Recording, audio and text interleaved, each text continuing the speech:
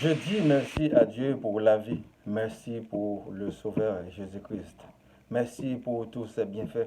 Merci pour la famille. Merci pour l'univers. Merci pour tout. Je vous salue fraternellement dans le précieux nom de notre Sauveur Jésus-Christ, lui qui règne pour les siècles des siècles. Mon nom, c'est Boniface Paradon, votre serviteur.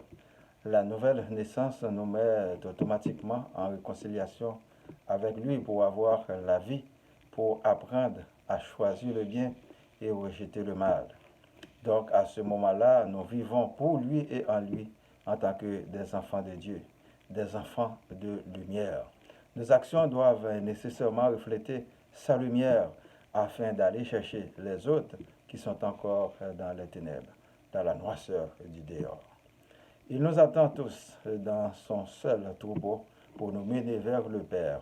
Sur ce, je vous dis merci et bienvenue sur le web, chers internautes, à la visualisation de cette nouvelle édition.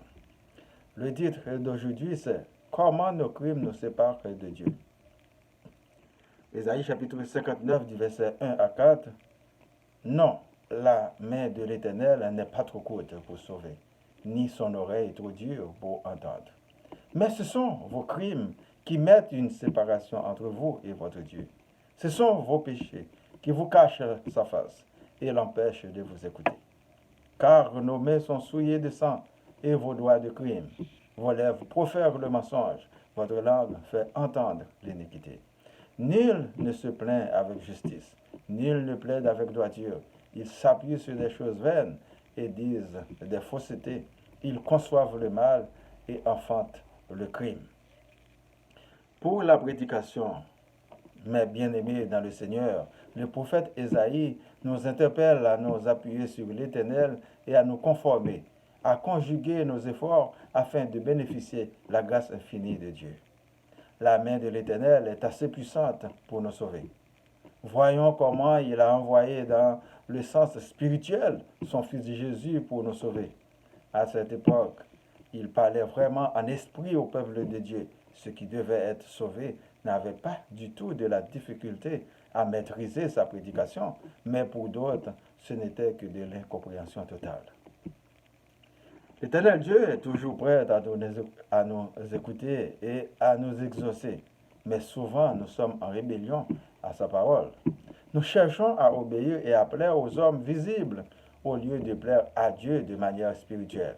À un certain moment, il faut que la lumière luise sur nos chemins pour faire la distinction entre les commandements d'hommes et ceux de Dieu. Une fois qu'on est né de nouveau, on identifiera les commandements de Dieu parce qu'il nous habitera entièrement.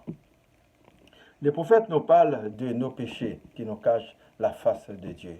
Et c'est pourquoi nous sommes souvent engagés un langage de sourds à Dieu. On dit que nos prières ne montent pas et la grâce n'est pas descendue, puisque nous sommes des enfants rebelles qui n'écoutent pas. Lui aussi, il ne nous écoute pas. Il faut en quelque sorte briser la ligne, éliminer l'abîme de séparation entre le Créateur et nous. Il faut abandonner les choses passées pour naître de nouveau. On aura à divorcer avec certaines pratiques abusives, criminelles, manipulatrices, mondaines, grossières, malicieuses, mensongères, magiciennes, occultistes, malfaisantes et des choses semblables. Ce retour sincère à cette réconciliation rapporteront gros aux bénéficiaires. On aura droit au salut et à la vie éternelle. À ce moment-là, on sera rassasié, même avec pas beaucoup de richesses, car la lumière du Saint-Esprit nous ouvrira des portes avec la satisfaction de la création de Dieu. Toutes nos folies seront disparues à la recherche des vraies valeurs. Il n'y aura pas de préjugés. Nous poussons à créer des murs de séparation. Tout pour nous et rien pour les autres. L'ennemi, pourtant, ne restera pas inactif. Il continuera son sale boulot à nous persécuter. Pour faire comprendre avec lui, on aura des superflus. On ira beaucoup plus vite, en fin de compte, pour aller nulle part que dans l'abîme, vers des échecs et un échec. Il nous parle des mains qui sont souillées de sang et les doigts de crime. Après avoir tué, volé, dérobé, manipulé, abusé, exploité malhonnêtement délibérément et expressément nos semblables, on se croit être super intelligent pour solliciter la miséricorde de Dieu sans avoir des conséquences à payer. Il ne faut pas oublier que le péché d'Adam et Ève a causé la mort et jusqu'à maintenant, nous payons les conséquences. Il faut bien attendre à payer le prix de nos mauvaises actions et aussi à jouir des avantages de nos bonnes actions. Nous souhaitons que les soi-disant leaders haïtiens et le peuple prennent conscience que la justice et l'éducation sont les piliers du développement dans le monde. Travaillons notre mentalité afin de rejeter le mal et accepter le bien pour l'amour de Dieu et de la patrie commune. Si nous ne voulons pas faire la bonne politique de la terre elle-même fera sa politique contre nous. À bon entendeur, salut. Le séjour des morts ne sera pas un lieu pour faire la fête et d'en réjouir. Ce n'est qu'un lieu réservé pour ceux qui font fi de la parole de Dieu. Jésus en est l'exemple parfait. Il nous dit d'arrêter de faire le mal qui enfante le crime et que nul ne se plaint avec justice et que nul ne plaide avec droiture. Il arrive qu'à force de convoiter le voisin ou ceux qui l'appartiennent, on finit par accoucher le crime. On veut s'accaparer de sa propriété et de ses biens. On devient jaloux, haïssable, envieux. Pourtant, Dieu nous a créés chacun avec la propre capacité d'évoluer, avec son propre don, avec sa propre intelligence. Nous devons travailler notre ego, travailler notre mentalité. Cherchons à comprendre les paroles du Seigneur.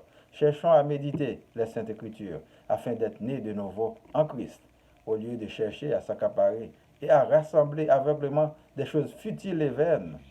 Faisons l'amour le centre de notre vie pour un monde meilleur. Demandons à l'Éternel des armées de nous orienter et nous diriger vers les choses de l'Esprit, afin que le Saint-Esprit puisse nous canaliser vers son royaume éternel. Que Jésus nous sauve de tout danger. Nous prions pour moi, ma famille, vos familles, les membres du groupe Spiritualité, les amis, les personnes malades, les démunis, les chômeurs, les personnes endeuillées, les personnes vulnérables, les villes Laval, Montréal, Québec, Canada et le monde entier. Que la paix soit sur le monde. Que le Seigneur exauce nos demandes. Récitons notre Père qui est aux cieux. Que ton nom soit sanctifié, que ton règne vienne, que ta volonté soit faite sur la terre comme au ciel. Donne-nous aujourd'hui notre pain de ce jour. Pardonne-nous nos offenses comme nous pardonnons aussi à ceux qui nous ont offensés. Et ne nous laisse pas entrer en tentation, mais délivre-nous du mal, car c'est à toi qu'appartiennent le règne, la puissance et la gloire au siècle des siècles. Amen. Je vous souhaite de passer une bonne journée et une bonne semaine. Lisez et méditez toujours sur la parole de Dieu. C'est votre serviteur, Boniface Paradon. Merci et à la prochaine. Au revoir.